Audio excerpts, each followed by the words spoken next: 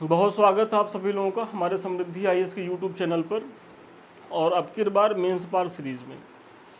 आज का जो हमारा प्रश्न है वो जीएस के प्रश्न पत्र 3 से है और प्रश्न है कि मिलेट मतलब जिसे मोटा अनाज कहते हैं कि खेती के अनेक लाभों के बावजूद भारत में इनके उत्पादन की वर्तमान स्थिति जो है बहुत निराशाजनक है।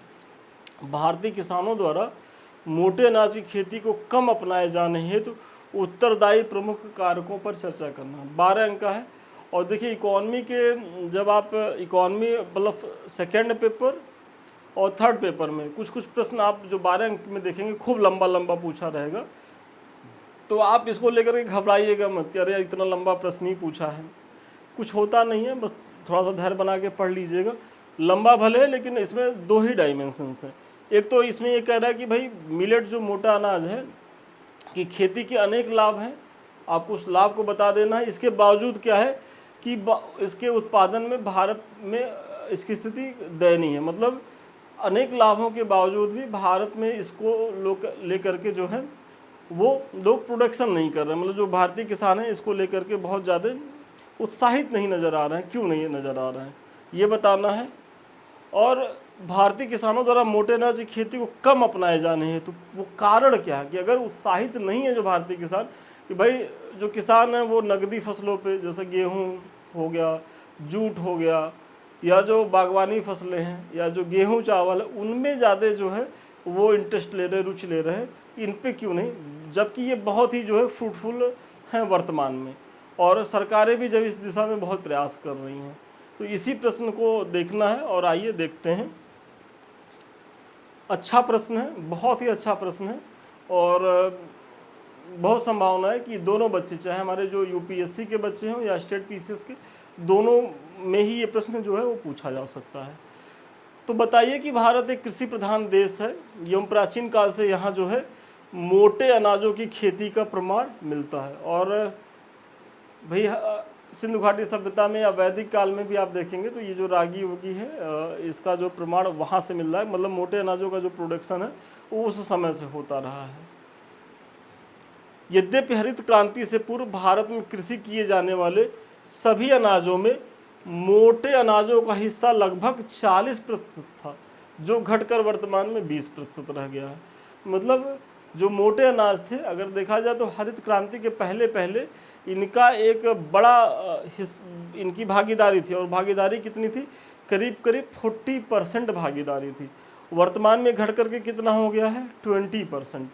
तो अब इसी की पड़ताल करनी है कि भाई ये घट क्यों रहा है, जबकि ये बहुत ही मतलब लाभदायक फसल है स्वास्थ्य को भी लेकर के और मृदा स्वास्थ्य को भी लेकर के, दोनों चीज़ों को लेकर के। तो मोटे अनाज क्या है कि पोषक तत्वों से समृद्ध होते हैं तथा इसमें उच्च फाइबर, कार्बोहाइड्रेट अनुपात एवं खनिज तत्वों की पर्याप्त मात्रा पाई जाती है। मतलब आज अगर आप अभी खुदन खस्ता बीमार पड़िए, हमारी तो ईश्वर से प्रार्थना है कि आप स्वस्थ रहें, दीर्घायु हों आप, लेकिन जब भी बीमार होते हैं तो डॉक्टर क्या कहते हैं कि भाई खाने में जो है गेहूं चावल पे थोड़ा सा आप निर्भरता कम करिए और मोटे अनाज की तरफ जाइए। मतलब बाजरा, ज्वार, रागी, मक्का, ये सब चीज़ों को भी अपने मतलब खाद्य बास्केट में शामिल करिए, क्योंकि इनमें क्या है कि ये उच्च फाइबर युक्त होते हैं। मतलब पेट की समस्या, इनको आप खाएंगे इसको डाइजेस्ट करना इनको आसान है, फिर पेट की समस्या से आप बचे रहेंगे और अगर पेट की समस्या से आप बचे रहेंगे तो बहुत सी बीमारियों से आप बचे रहेंगे। तो ये चीज़ें हैं। ये जलवायु अनुकूल फसलें होती हैं जिन्हें जल अभाव ग्रस्तता वाली परिस्थितियों में भी उगाया जा सकता है। और अब आप इस लाइन को जो है यहाँ से जोड़ रहे होंगे कि हरित क्रांति के पहले क्या था कि भाई उस तरीके की चीज़ें, मतलब जो आधारभूत संरचनाएं एग्रीकल्चर में होती थी, उन्नत बीज, उन्नत तकनीक, सिंचाई के उस तरीके के साधनों का विकास नहीं था। ये सब तो हरित क्रांति के माध्यम से भारत में आया। तो जब ये सब चीज़ें नहीं थी तो लोग जो है परंपरागत रूप से जो खेती करते थे, तो ऐसे में मोटे अनाजों का उत्पादन होता था क्योंकि सिंचाई के साधन ही नहीं थे और इनको सिंचाई के लिए जल की बहुत ज़्यादा उपलब्धता भी नहीं होती थी। मतलब जो जहाँ जैसे होता था लोग बो देते थे। और हालांकि उस तरीके का प्रोडक्शन, मतलब प्रोडक्शन तो नहीं होता था कि जैसे वर्तमान में जो प्रति हेक्टेयर उत्पादकता गेहूँ चावल की है, वैसे तो इनका नहीं होगा। और यही एक बड़ा कारण है कि जो किसान हैं इसको इस तरफ जाते नहीं, क्योंकि उनको लगता है कि ये बहुत लाभदायक नहीं है। वो तो हम आगे दिखाएंगे। तो जो घटा है, क्यों घटा है? क्योंकि हरित क्रांति ने चीज़ों को बदली है, और गेहूं चावल या जो और अन्य जो फसलें हैं जिन पे एमएसपी मिलता है, उसके लिए अनुकूल जो है वो दशाएं भी निर्मित किया है।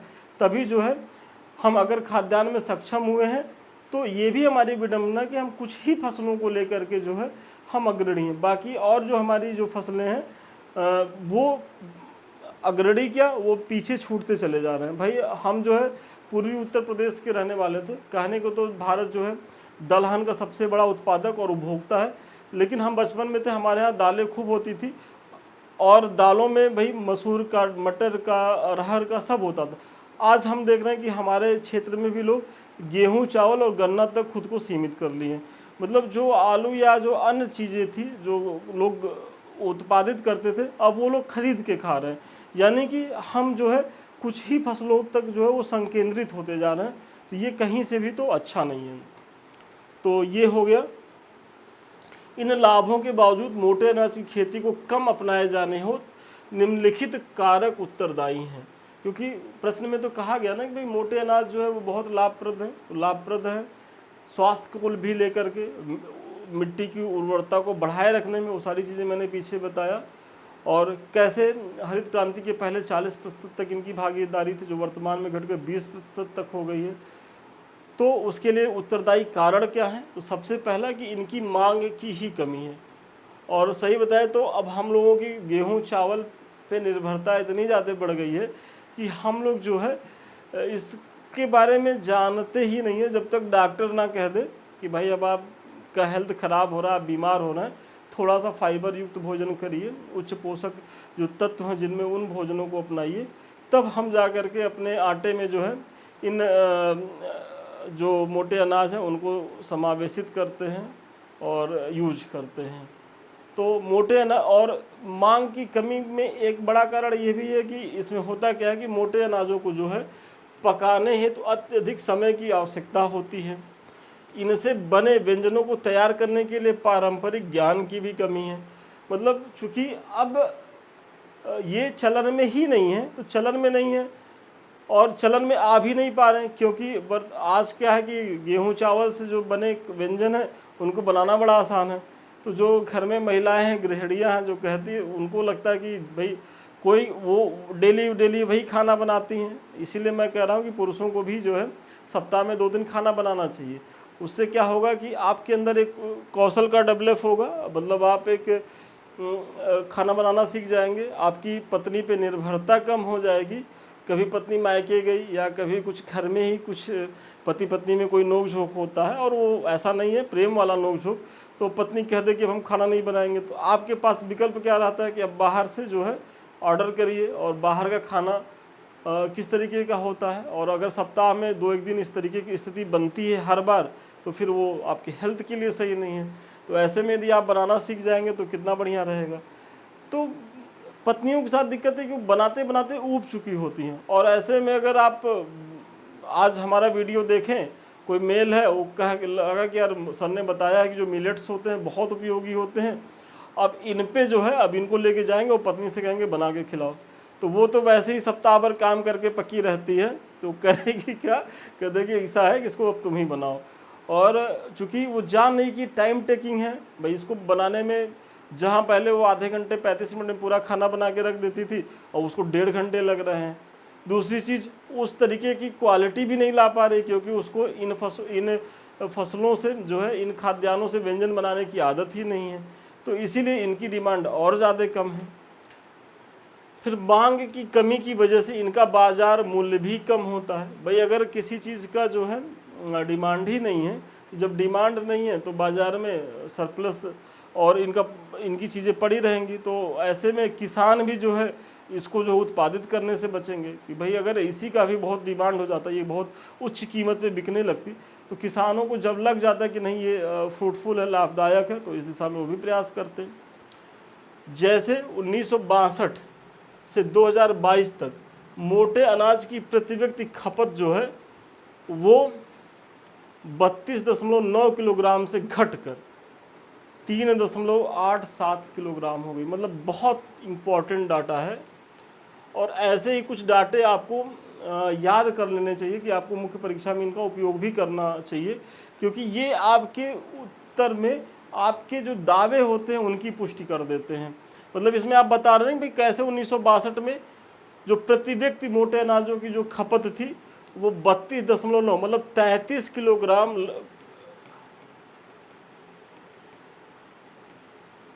प्रति व्यक्ति थी, मतलब प्रतिवर्ष प्रति व्यक्ति थी।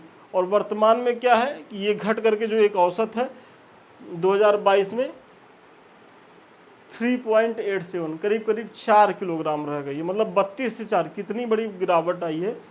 और आप लोग कहते हैं कि सर बीमारियां बढ़ रही हैं, बीमारियां क्यों ना बढ़े जब आप अपने जीभ पे आपको कंट्रोल ही नहीं है, आप स्वाद के पीछे भाग रहे हैं, हेल्थ की तरफ तो आप भाग नहीं रहे हैं।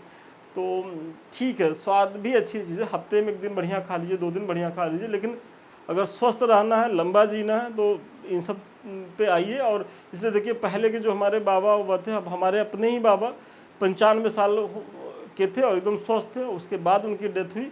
लेकिन मान के चलिए कि कभी ना तो उनको चश्मा लगा, ना तो उनके दांत टूटे, और ना तो कभी वो डंडा लेके चले, मतलब एकदम हष्ट पुष्ट रहे।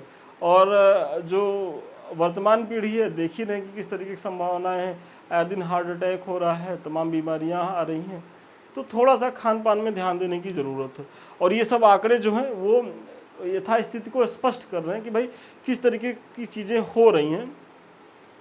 फिर मोटे अनाजों में एक समस्या अगला क्या होता है कि ये निम्न उत्पादकता, मतलब इनका प्रोडक्शन जो है प्रति हेक्टेयर उस तरीके से नहीं हो पाता जैसे गेहूं चावल का होता है। मोटे अनाजों की जो औसत उत्पादकता 1 से 1.5 टन प्रति हेक्टेयर है, जो चावल और गेहूं की तुलना में बहुत कम है। और अगर चलिए अब आगे देखते हैं, बता ही देते हैं, ये कुछ हमारे प्रोग्राम चल रहे हैं। आप एक तो अब की बार मेंस पार सीरीज है और दूसरा शून्य से शिखर बैच। ये बैच हमारा उन बच्चों के लिए जो इस बार मुख्य परीक्षा दे रहे हैं, और जब भी मुख्य परीक्षा की चीज़ें शुरू होती हैं तो हमारा ये बैच चलता ही चलता है। और ये बैच हमारा वर्ष भर चलने वाला बैच है, शून्य से शिखर बैच। और यहाँ हम उन बच्चों को इन्वाइट करते हैं कि जो बिगिनर्स होते हैं, जो ये मान के हम चलते हैं कि उनको आंसर राइटिंग आती ही नहीं है, तो यहाँ हम जीरो से लेकर के, मतलब शून्य से लेकर के उनके शिखर तक की यात्रा कराते हैं। मतलब क्या है कि हम बेसिक, एडवांस और फिर सुपर एडवांस तक ले जा करके उनकी तैयारियों को फुलफिल कराते हैं। इन दोनों में देखा जाए तो कुछ चीज़ें सेम है, मतलब हम प्रश्न देंगे, आप जो है उसको लिख करके दिखाएंगे। लेकिन यहाँ क्या है कि प्रश्नों की संख्या ज़्यादा रहेगी, हाई लेवल के प्रश्न रहेंगे जो आपके डायरेक्ट परीक्षा में आने वाले हैं। यहाँ क्या है कि चूँकि हमको बेसिक प्रश्न भी हम आपको देंगे और उस लेवल पे भी ले जाएंगे जो प्रश्न में आते हैं, तो दोनों तरीके के प्रश्न रहेंगे, मिक्स प्रश्न रहेंगे। और यहाँ क्या है कि आप एक दिन में अनलिमिटेड प्रश्न कर सकते हैं जितनी आपकी क्षमता हो। यहाँ क्या है कि हमारा प्रयास रहता है कि हम 2 से 4 प्रश्न ही बच्चों को कहते हैं, क्योंकि ये वो बच्चे होते हैं जिनके पास पर्याप्त समय होता है। तो जब आपके पास समय है तो आप अगर 4 प्रश्न भी डेली लिख रहे हैं तो आप एक बड़ा काम कर रहे हैं। कम से कम 4 प्रश्न के माध्यम से सोचिए, अगर आप साल भर लिख लिए और साल भर आप लिख लीजिए, वाकई में मैं लिख के दे सकता हूँ कि यदि आप ईमानदारी पूर्वक प्रतिदिन 4 प्रश्न आप लिख लेते हैं वर्ष भर, तो आप मुख्य परीक्षा में 100% पास हो जाएंगे। बस शर्त यही रहे कि जो आप प्रश्न लिख रहे हैं उनका प्रॉपर वे में मूल्यांकन हो। ऐसा नहीं है कि अपने लिख के अपने चेक करके बैठ जाइए। और दूसरी चीज़, आपका मुख्य परीक्षा में प्रश्न छूटे ना। अगर ये दोनों चीज़ें आप मेंटेन कर लेते हैं तो आप जो है मुख्य परीक्षा पास कर रहे हैं, यही मैं लिख करके दे रहा हूँ। तो यही है कि यहाँ 4 प्रश्न दिए जाते हैं और आपके जितने भी पेपर्स हैं, सभी पेपर्स के सभी टॉपिक को, और साथ ही साथ PYQ प्लस अति संभावित प्रश्न, सारी चीज़ों का यहाँ कवर कराया जाता है करीब करीब 750 प्रश्नों के माध्यम से। मतलब इतना बड़ा, इतना ज़्यादा प्रश्न आपको देंगे। और ऐसा नहीं कि प्रश्न ही कराएंगे केवल, आप कॉपी में जो लिख करके भेजेंगे, मार्किंग करेंगे, जो भी कमी रहेगी वो बताएंगे, और फिर मॉडल आंसर भी आपको देंगे।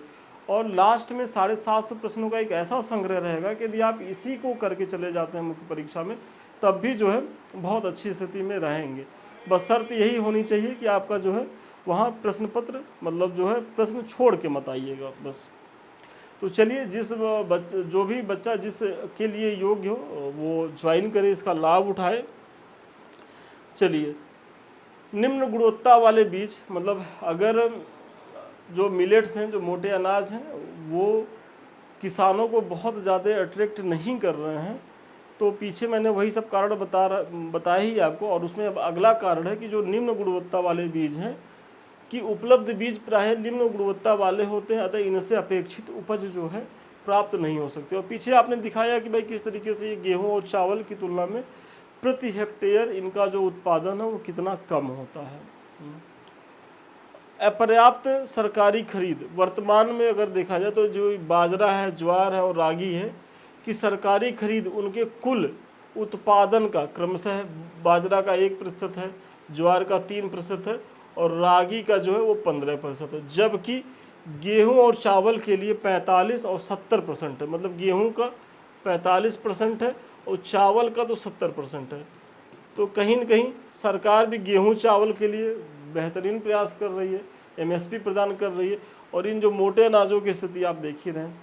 तो ऐसे कुछ आपको जो है आंकड़े भी दिखाने होंगे कि भाई अगर मोटे अनाज का प्रोडक्शन नहीं हो पा रहा है या किसान इसको जो है अपने लिए बहुत ज़्यादा लाभदायक नहीं मान रहे हैं, तो क्यों नहीं मान रहे हैं?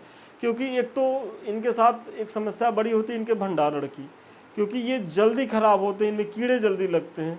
और अगर कोई और भंडारित कर भी रहा है तो बाज़ार में उसका मूल्य नहीं मिल रहा है, क्योंकि एमएसपी से इसको कवर ही नहीं किया जा रहा जिस तरीके से होना चाहिए। वही चावल को देखा जाए तो 70% तक किया जा रहा है, गेहूं में भी 45% चीज़ें हैं और यहाँ 1, 3 और 15% तक चीज़ें हैं। इन्हें भंडारित करना ज़्यादा कठिन होता है क्योंकि भंडारण के दौरान मोटे अनाजों में कीटों का संक्रमण हो जाता है। अतः क्षति की भरपाई करने के लिए इन्हें उच्च कीमतों पर बेचा जाता है। मतलब सपोज करिए कि कोई किसान है और 100 किलो जो है वो बाजरे का भंडारण करता है और होता क्या है कि उसका 4 महीने के बाद 40 केजी जो है वो बाजरा खराब हो जाता है किसी भी कारण से, क्योंकि ये खराब जल्दी होते हैं। और अब उसको बचे हुए 60 किलो में ही जो है अपने जो इसको उत्पादित करने में जो इसकी लागत आती है, जो इसका श्रम होता है और फिर कुछ लाभ तो जोड़ करके चीज़ों को निकालनी होती है। तो ऐसे में क्या है कि ये कॉस्टली हो जाते हैं और जब कॉस्टली हो जाएंगे तो समस्या एक भाई इसको पकाने में समस्या है, महिलाएं वैसे भी अनिच्छुक रहती हैं, तो तमाम चीज़ें हैं। इसलिए जो है एक तो तीत लौकी ऊपर से चढ़े नीम की डाल, तो ये भी समस्याओं का सामना करना पड़ता है और इसीलिए जो है इसकी मांग कम हो जाती है। फिर अगला क्या है कि मजबूत आपूर्ति श्रृंखला का अभाव है कि भारत में मोटे अनाजों के अधिकांश उत्पादक जो हैं वो छोटे किसान हैं। इनके पास आधुनिक तकनीक, ऋण की सुविधा और भंडारण हेतु अवसंरचनाओं तक पहुंच का ही अभाव है।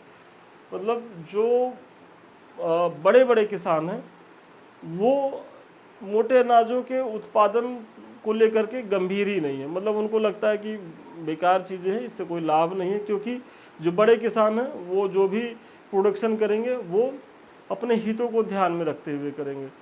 इनका जो प्रोडक्शन होता है वाकई में जो छोटे किसान होते हैं, जो सीमांत किसान होते हैं, उनके माध्यम से होता है। और चूँकि इनके पास उस तरीके के संसाधन नहीं होते कि वो जो है इनका प्रोडक्शन बढ़ा सके, इन्हें भंडारित कर सके, तो ऐसे में क्या है कि मोटे अनाजों का जो है प्रोडक्शन सही मात्रा में हो ही नहीं पाता। तो इस प्रकार इन चुनौतियों को ध्यान में रखते हुए उपज में सुधार हेतु अनुसंधान एवं विकास, आधुनिक प्रसंस्करण विधियों, कीट नियंत्रण, पर्याप्त मात्रा में सरकारी खरीद किए जाने और बाजार को समर्थन प्रदान करके भारतीय किसानों को जो है मोटे अनाजों की खेती अपनाए जाने हेतु प्रेरित किया जा सकता है। और ये ज़रूरी है। देखिए, चाहे जो भी प्रयास किए जाए, लेकिन मोटे अनाजों का प्रोडक्शन बढ़ाने की ज़रूरत है, क्योंकि अगर आपको स्वस्थ रहना है तो इनको अपने खाद्य बास्केट में शामिल करना ही होगा। और आप देख रहे होंगे कि अब इसको लेकर के जो भी, जैसे अभी देहात भात में तो इसको अभी भी चूँकि सहज उपलब्ध है तो वैल्यू नहीं है, लोग इसको पसंद नहीं करते। लेकिन शहर में जो लोग हेल्थ को लेकर के अवेयर है, वो इनकी महत्ता को जान रहे हैं और इसको अपने डाइट में, डाइट जो इनका प्लान है उसमें अपना भी रहे हैं। तो ये सारे प्रयास हैं और एक महत्वपूर्ण प्रश्न था, अच्छा प्रश्न था और बहुत संभावना है कि आपकी परीक्षा में आए भी, तो आप लोग जो है इसको ध्यान से कर लीजिएगा। ये कुछ हमारे लिंक्स हैं, एक तो हमारा जो टेलीग्राम है समृद्धि IAS का, यदि अभी तक आप इसको ज्वाइन नहीं किए तो ज्वाइन करें, क्योंकि ये हमसे जुड़े रहने का 24 घंटे का माध्यम है। साथ ही साथ ये हमारा यूट्यूब चैनल है समृद्धि IAS का, जिससे अभी हम आप रूबरू हो रहे हैं, और दूसरा चैनल है संदीप मिश्रा ऑफिशियल। यदि इन दोनों चैनलों को अभी तक आपने सब्सक्राइब नहीं किया तो सब्सक्राइब कर लें, क्योंकि ये आप ही के चैनल हैं और आप ही का सहयोग से यहाँ तक पहुँचे और आगे भी इनको आप बढ़ाइए। अगर आपको हमसे बात करनी हो या हमारे किसी बैच से ज्वाइन करना चाहते हो तो 7303307507 पे आप संपर्क कर सकते हैं। तो चलिए आज के लिए इतना ही, पुनः मिलते हैं नए वीडियो में नए क्लास के साथ। तब तक के लिए धन्यवाद, शुभकामनाएं आपको।